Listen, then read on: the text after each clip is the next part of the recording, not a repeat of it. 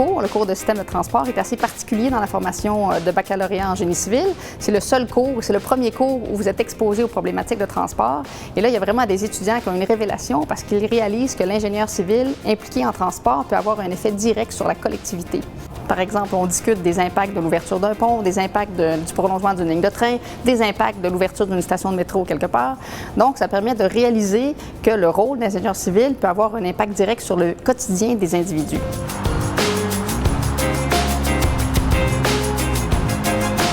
De mesurer la congestion, c'est super important parce qu'actuellement, c'est facile de dire bon, on est en congestion ici, on est en congestion là, mais il n'y a pas personne qui peut vraiment définir ou mesurer en ce moment, on est en train d'augmenter de la congestion.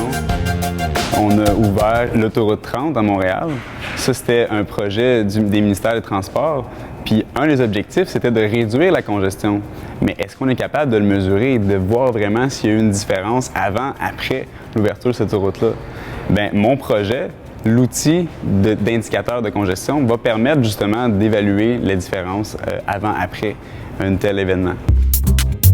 Si on revient aux impacts sur la société, il y a toute la mesure des impacts sur l'accès à ces infrastructures de transport, la qualité de ces infrastructures de transport et de l'offre. On peut penser à l'offre de transport en commun, à l'offre routière, donc au temps de déplacement qui sont observés sur les réseaux, et à toutes ces nouvelles offres de transport qui ont été développées dans les dernières années ou qui ont été consolidées. On pense à l'autopartage, au covoiturage dynamique, au vélo-partage, à l'offre offerte par les taxis. Donc, il y a beaucoup on a besoin de mieux comprendre le rôle de ces différents modes dans la mobilité quotidienne pour offrir un ensemble d'alternatives qui vont faire en sorte que les gens vont avoir plus de choix et vont pouvoir prendre des décisions qui vont avoir de meilleurs impacts au niveau collectif.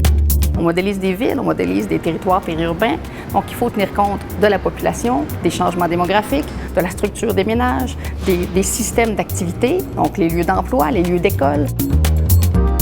Ce que j'apprécie dans mon travail de professeur, c'est évidemment, outre que de transmettre des outils et des connaissances, c'est d'avoir des étudiants qui viennent m'indiquer qu'ils ont compris que ce domaine des transports était fait pour eux parce qu'ils auraient une action sur la collectivité et qu'ils pourraient agir sur les conditions de vie des individus.